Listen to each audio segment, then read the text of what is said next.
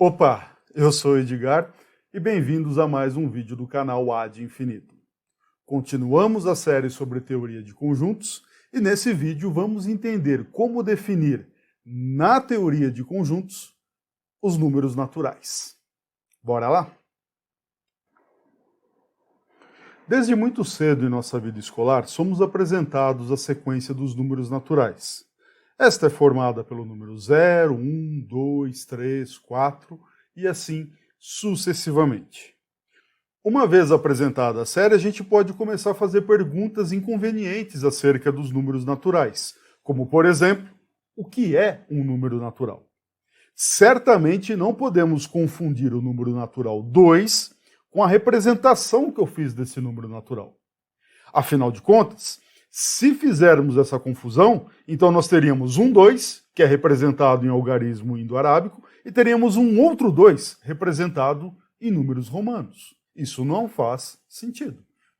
E esta é uma das razões pelas quais perguntar o que é um número natural é uma pergunta inconveniente. Outra pergunta inconveniente é: quais são os números naturais que existem? Você pode dizer, olha, Edgar, tem o 0, tem o 1, o 2, o 3, 4, 3 pontinhos. Ora, o que esse 3 pontinhos está indicando para a gente? Indica apenas que sempre tem um próximo número natural. Mas esta pergunta não é trivial de ser respondida e suscita uma série de dúvidas ao longo da história do conhecimento humano. É a distinção entre infinito potencial e infinito real. Se você admite que há um infinito potencial apenas, você está dizendo, olha, sempre de um número natural eu posso ir para o próximo. Isso te impede de construir a coleção fechada, completa, real, de todos os números naturais. Então, será que existe esse conjunto N em que os 3 pontinhos já está empacotado, compactado dentro do conjunto, de modo que nós temos de antemão o conjunto de todos os números naturais?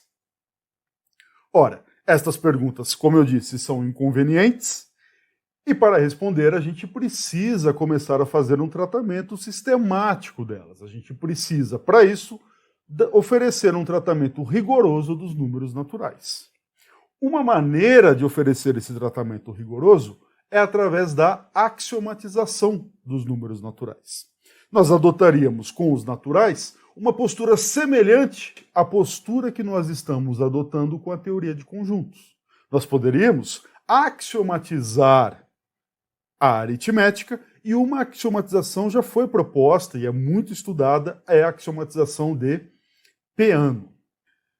E ela é baseada basicamente na noção de zero, na noção de sucessor e na noção de indução. O zero é o primeiro elemento da sequência, o sucessor é dizer que sempre podemos ir para um próximo, e a indução é um instrumento técnico que nos permite percorrer toda a sequência de números naturais. Este não é o caminho que nós seguiremos nesta série. Nesta série, nós analisaremos os números naturais através de uma construção, entre aspas, melhor dizendo, uma definição dos números naturais. Definição onde? Definição dos números na teoria que nós estamos considerando. Definiremos número natural e estudaremos os números naturais em teoria de conjuntos. Com isto, nós transferiremos estas perguntas inconvenientes acerca de números naturais para questões correspondentes acerca da natureza e existência de certos conjuntos. Como a nossa ideia, então, é transferir a discussão acerca de números naturais para a teoria de conjuntos, vamos relembrar rapidamente os conjuntos que temos. Pelo axioma do vazio, vídeo 2, nós temos o conjunto vazio. Também no vídeo 2 nós vimos o axioma do par, e deste modo conseguimos, a partir do conjunto vazio e do axioma do par, estabelecer a existência do conjunto unitário do vazio. Com esses dois conjuntos, e novamente a partir do axioma do par, nós podemos formar o conjunto vazio unitário do vazio. Um outro modo de obter o vazio unitário do vazio é tomando as partes do conjunto vazio. E podemos continuar. Nós podemos agora pegar esses dois conjuntos, vazio, unitário do vazio, e formar o conjunto unitário cujos elementos são vazio e unitário do vazio. Poderíamos, claro, tomar também as partes desse conjunto vazio, unitário do vazio. E é claro que para a obtenção de novos conjuntos podemos utilizar, além destes, do vazio, do par e das partes, qualquer um dos axiomas vistos nos vídeos anteriores. Mas observe o seguinte, qualquer que seja o axioma que nós empreguemos, que nós temos até o momento para obter novos conjuntos, esses conjuntos sempre serão finitos. Observe que essa noção de finito ela ainda é um pouco imprecisa, mas dá para a gente argumentar a favor dela. Certamente, o vazio é finito. O axioma da separação, ele separa alguns elementos de um conjunto que a gente já tenha. Bem, se só temos um conjunto finito, só podemos separar elementos de um conjunto finito, certamente o resultado dessa separação será finito. Além disso, para as partes, a gente já sabe até computar quantos elementos terá o conjunto das partes. Vimos isso no vídeo passado. Se um conjunto é finito e tem n elementos, as partes têm 2 elevado a n elementos. O par pega dois conjuntos e reduz a 1. Também, certamente, se tínhamos 2 finitos, teremos um conjunto agora finito. Mas, embora ainda não possamos falar de conjunto infinito, uma noção certamente necessária para falarmos de todos os números naturais, nós já podemos, com esses conjuntos finitos, começar a pensar nos naturais. Quer ver como? Vamos olhar novamente para a sequência de números naturais. 0, 1, 2, 3 e assim por diante. Nós podemos associar ao número 0 um conjunto. Ora, uma maneira intuitiva de fazê-lo e natural de fazê-la é, se algum conjunto tem que ser o 0, esse conjunto é o conjunto vazio. Aí, por 1, nós podemos tomar o unitário do vazio. E a ideia que seguiremos é a seguinte: para obter um número natural, nós vamos tomar o unitário do cara que está antes dele, do antecessor dele. Então veja que isso já está acontecendo. O vazio é 0, quem que é o 1 é o unitário do vazio. Mas quem que é o vazio é o 0. Então 1 é unitário de 0. O 2 é o unitário do vazio. Ou seja, o 2 é o unitário de 1. E o 3 será o unitário do vazio. O 3 é o unitário de 2. E a gente pode seguir assim indefinidamente. Por quê? Porque dado qualquer conjunto tem um unitário dele. Quem sistematizou os números naturais desta forma foi o Zermelo em 1908. Mas este não é o único modo da gente associar e internalizar os números naturais em teoria de conjuntos com os conjuntos que já temos. A gente pode começar do mesmo modo, mas com um olhar diferente. Em vez de olhar para o unitário do anterior, a gente pode olhar para todo mundo que veio antes. Quer ver? Você pode associar novamente o 0 com o vazio e o 1 com o unitário do vazio. Agora, e o 2? O número 2 é o conjunto que tem como elementos todos os naturais anteriores. Ou seja, o 2 é o conjunto que tem como elementos o vazio e o unitário do vazio. E o 3? O 3 é o conjunto que tem como elementos todos os números naturais anteriores. Ou seja, ele vai ter o 0, vazio, o 1, unitário do vazio, e o 2, que é o vazio unitário do vazio. Beleza? Tem um typozinho ali, ficou faltando uma chave à direita. Esta maneira de internalizar os números naturais na teoria de conjuntos foi proposta pelo von Neumann. E é ela que iremos adotar em nossa série. Por quê? Simplesmente porque ela traz uma série de vantagens de um ponto de vista técnico. Ok? Observe que com isso nós temos então uma maneira de representar, de internalizar, de definir os números naturais em teoria de conjuntos, mas isso traz algumas consequências inócuas, mas estranhas. A primeira consequência estranha é que, se você olhar a formulação do Zermelo, nós temos que o número 1 pertence ao número 2. E se você olhar pela formulação do von Neumann, tanto o número 1 pertence ao número 2, quanto o número 1 está contido no número 2. Estas não são propriedades intuitivas dos números naturais, mas que quando nós definimos os naturais em teoria de conjuntos, essas propriedades se manifestam. Elas não serão problemáticas de modo algum para a análise que nós faremos. Muito pelo contrário, em alguns aspectos, essas propriedades vão nos ajudar a demonstrar alguns resultados técnicos acerca da internalização dos naturais em teoria de conjuntos. Com isto, até o momento, então, temos o seguinte: dado qualquer número natural, eu consigo escrever o conjunto correspondente a ele, quer seja por Zermelo, quer seja por von Neumann. Mas a gente não sabe ainda como lidar com essa noção de 3 pontinhos. A noção de 3 pontinhos, ela representa para a gente, na sequência intuitiva dos naturais, que sempre há um próximo. E essa ideia de próximo é a ideia de sucessor. E nós podemos pensar nos números naturais, então, do seguinte modo: há um primeiro número natural, que é o 0, e dado um número natural qualquer, há sempre o sucessor dele, ou seja, o próximo. Esta noção de sucessor pode ser tornada precisa em teoria de conjuntos através da seguinte definição. Para todo conjunto A, o sucessor desse conjunto A é o conjunto A+, definido por A unido com o unitário de A. Ou seja, qual é o sucessor dos números naturais? É o próximo número natural. Qual que é o sucessor de um conjunto? É o conjunto unido com o unitário dele. E observe que isto resulta em um conjunto. Por quê? Porque se A é conjunto, o unitário de A é conjunto, pelo axioma do par, e a união de um conjunto com o seu unitário é também um conjunto pelo axioma da união. Portanto, dado um conjunto qualquer, o seu sucessor também é um conjunto. Essa ideia é essencial para a gente e vamos listar alguns exemplos para nós entendermos ela com clareza. Bem, para o natural zero a coisa já está clara. O zero é o conjunto vazio. Quem é o número 1?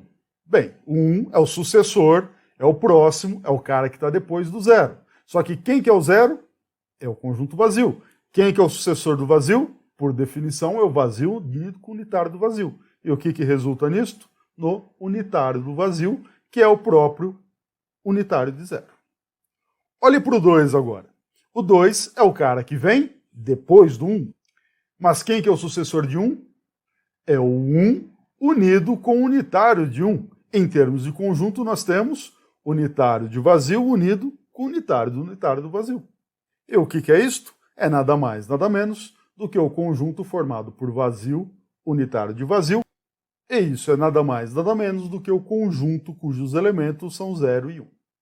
Observemos agora o 3. O 3 é o sucessor de 2, portanto, o conjunto que representa o número 3 é o conjunto sucessor do conjunto que representa o número 2. Você pode preencher aí agora esses 3 pontinhos. Não é o mesmo 3 pontinhos dos naturais, a gente sabe exatamente como preencher esse intervalo entre as duas igualdades. Eu não fiz só por uma questão de economia de tempo.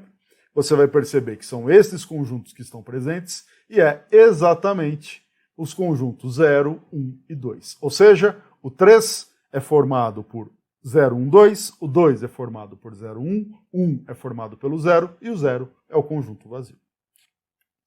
Observe que o número 1 é representado por um conjunto com um elemento, o número 2 é representado por um conjunto com 2 elementos, o número 3 por um conjunto com 3 elementos, e assim será sucessivamente.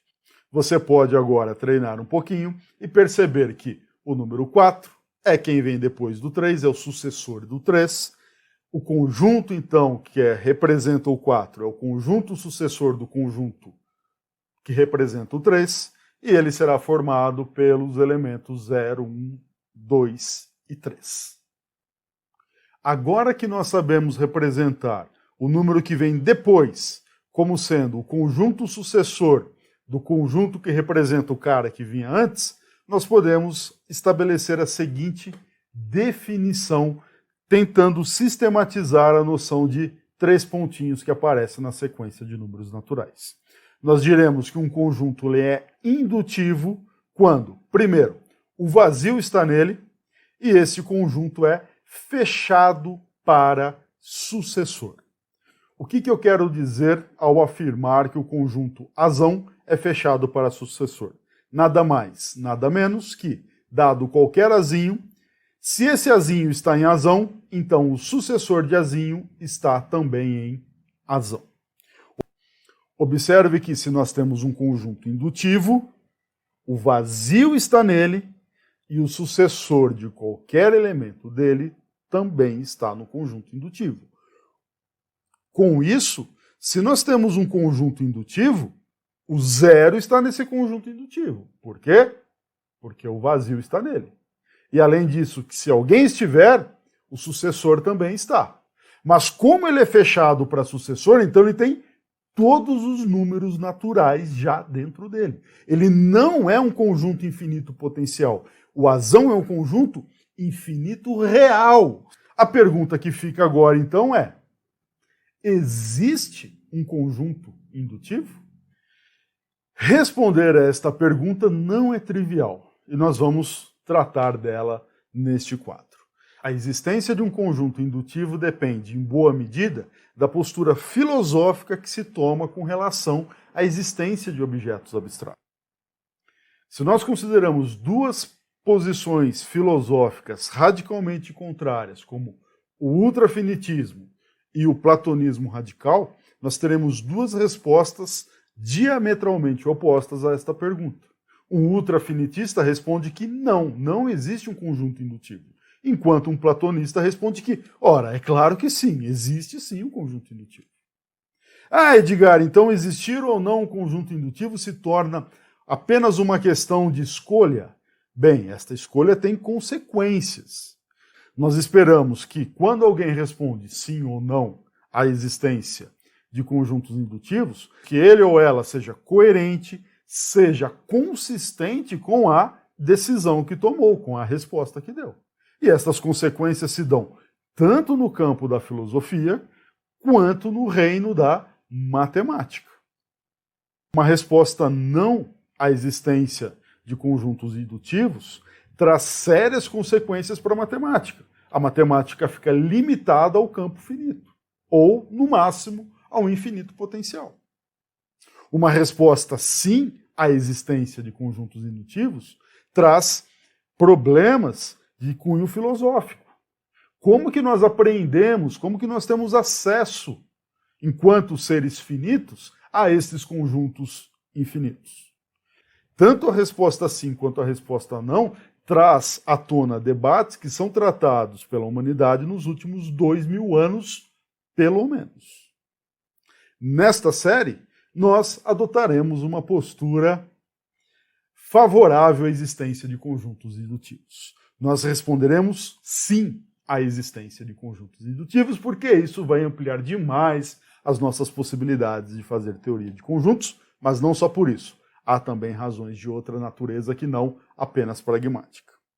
Por esta razão, nós aceitaremos o axioma do infinito, o axioma que postula a existência de um conjunto indutivo. Existe um conjunto indutivo. Um comentário agora acerca do axioma do infinito. Observe que nós temos 2 axiomas apenas até esse momento que garantem a existência de conjuntos de modo não condicional. Se você olha para o conjunto da separação, existe um conjunto desde que você tem um conjunto prévio do qual você separa os elementos. Se você olha para o axioma da união, existe a união desde que existam os conjuntos que serão unidos. E assim para todos os demais axiomas. Exceção feita ao axioma do vazio, que estabelece existe um conjunto que não tem elementos, e exceção feita ao axioma que estabelece existe o conjunto indutivo. Vazio, infinito, são 2 axiomas não condicionais. Todos os demais, até o momento, são axiomas condicionais.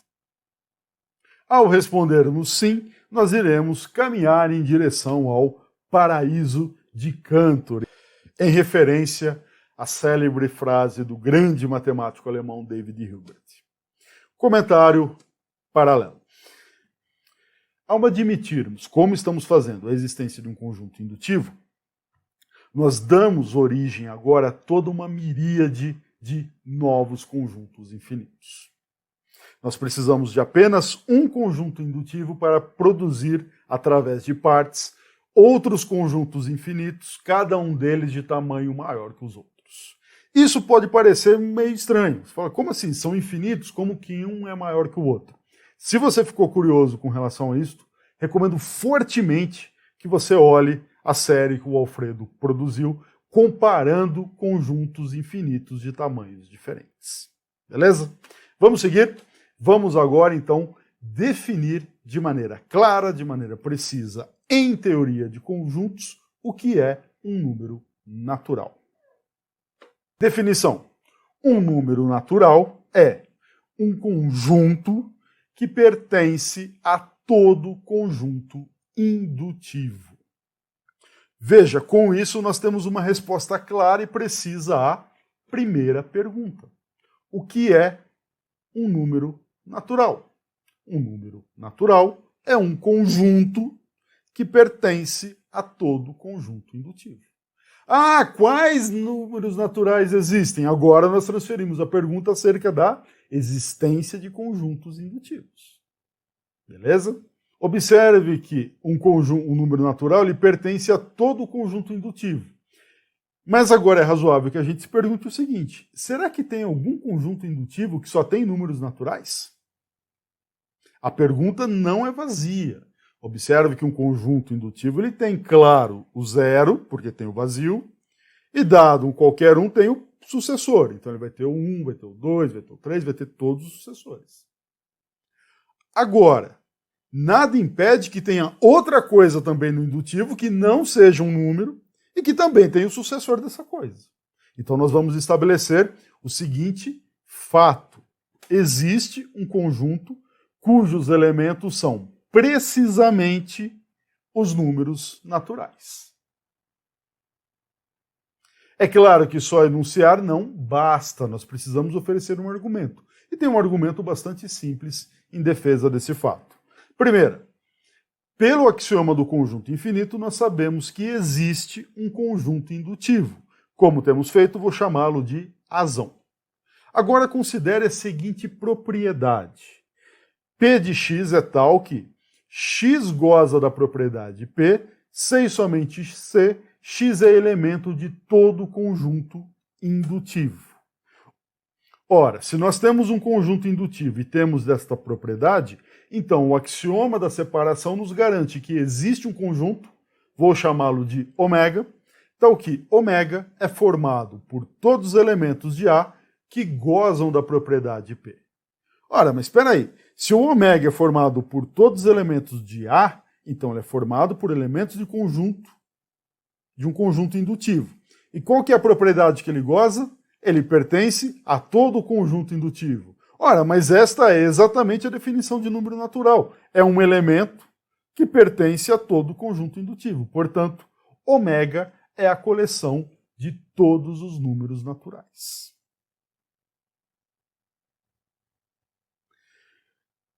Um ponto que, em geral, causa um pouquinho de dúvida nesse momento é o seguinte, falar, olha, mas espera aí, essa propriedade P de x ela é estranha, eu posso sair aí escrevendo qualquer propriedade que vale? P de x é uma propriedade legítima porque a gente consegue escrevê-la em linguagem simbólica, podemos formalizá-la, podemos torná-la uma expressão que depende efetivamente apenas do x.